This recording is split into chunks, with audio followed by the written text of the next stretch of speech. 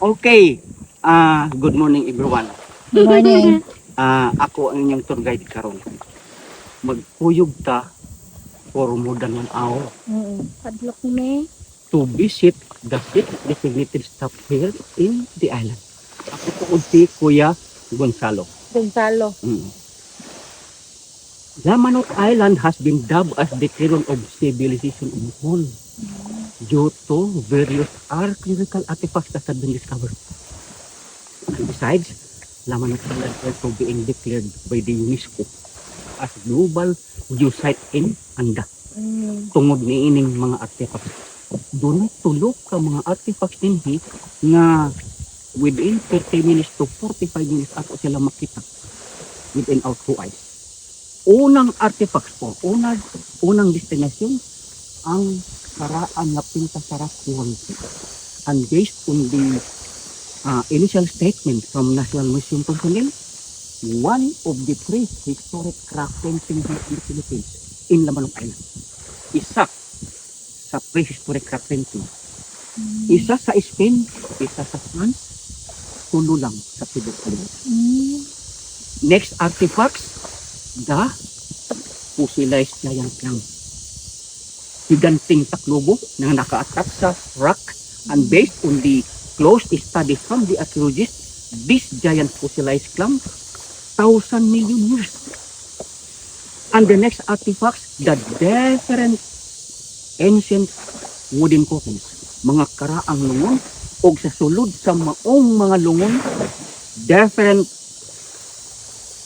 old human bones Ana agad. na asya. Ang rason nga nung daghang mga lungon diha og sa sulod sa lungon mga bukog tungod kay ang kultura og tradisyones sa mga karaang tao kung adunay membro sa pamilyang mamatay andin ha ibilin nga nakatubang sa subangan. Tungod kay Sa sunrise. tungod kay sa pagsubang sa adlaw, the spirit to those dead bodies can easily be worshipped to heaven. Sag mo banhaw. Sangyaw. Mabanhaw. Okay. Ug ang tulo ka mga designated stop akong ihatag ninyo, akong explicar ninyo kung ato ana ta dito mismo. Okay. We are about to start our tour. Din ako sa barangay Badyang na tao ug ang akong lolo direpod na bansa nataw sa maong barangay 1905. Ang resort sa anda katong Pero karon ma'am, di na pwede magbaligya isla. dito kay kuan na di ba may karon kay nakapalit sa ba? Oo, karon dili na. Okay.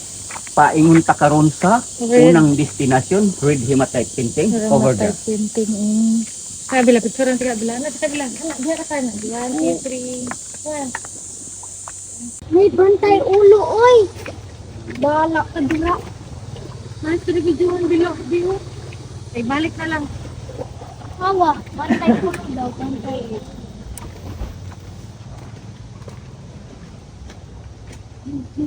Okay, tami.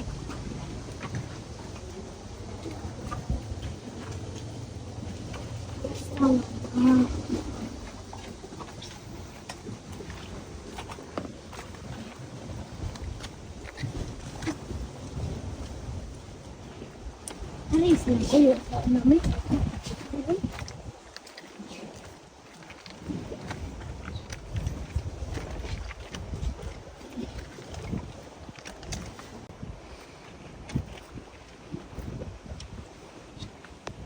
Okay.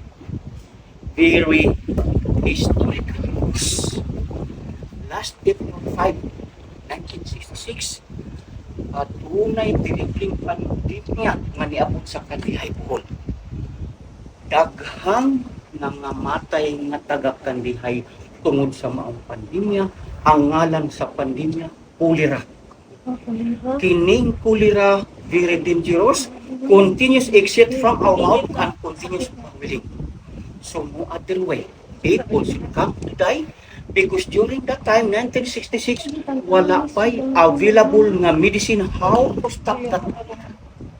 So almost 1,000 people died in Kandihay, Bohol Dakong pasalamat namo sa among Padre Paroko sa andang yadtong panahon na tungod kay ang maong pari very informative.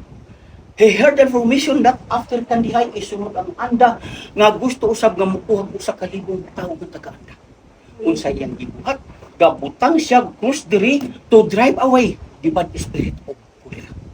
Abi ninyo nga tong adlaw nya tong panahon na tungod ning mangkos walay bisan usab taga-anda namatay. Very historical and powerful. And for your information, this cross where came from Portugal. The one who brought this cross was the famous Guy Ferdinand Magellan, who discovered the Philippine Island in March 1615. Adunay kanta ni, may tungod ni Ferdinand Magellan.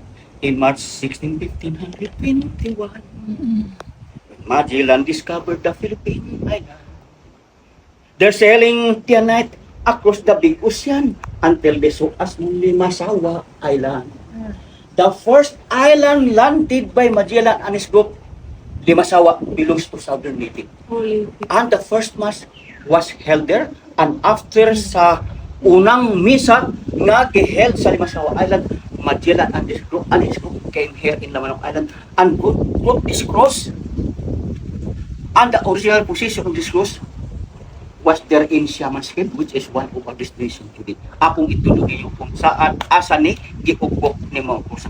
And then, while the pandemic arrived in Canday Bohol, nasa nakadungog ang Padre Paroko sa anda nga isunod ang among lungsod, gibutang ni diri, gikuha nito sa Siaman's Cave, gibutang diri to drive away.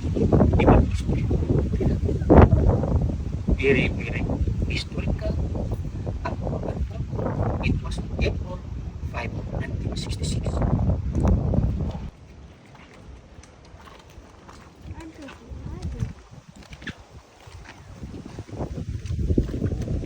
Tugas angin eh.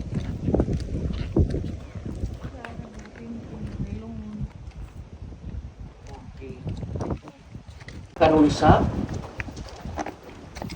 the Great Hematite Pinto. Based on the initial statement from National Museum personnel, one of the prehistoric rock painting here in Lamanok Island, Philippines. One in Spain, one in France, only 3 all over the world. Maoy hinungdan nga daghang mga estudyanteng mga regyug tuyo sa Lamanok Island nga gikan sa the University of Cebu, Bohol, Negros Oriental, and some student from Manila, University of the Philippines, mga rigtujo aron makita lang nila actually what is the old painting or what is the replica. Now, based on the study, 1,000 years ago.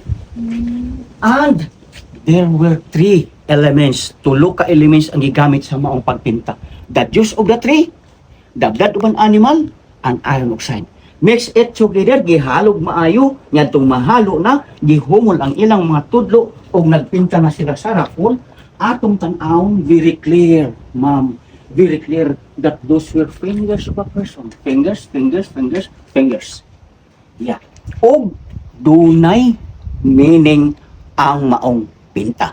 Tungod kay kining lugar kaniadto sa unang panahon, way back 5th century up to 10th century AD, kining lugar mo ilang tapukanan kung doon na sila'y special celebrations na pagahimo.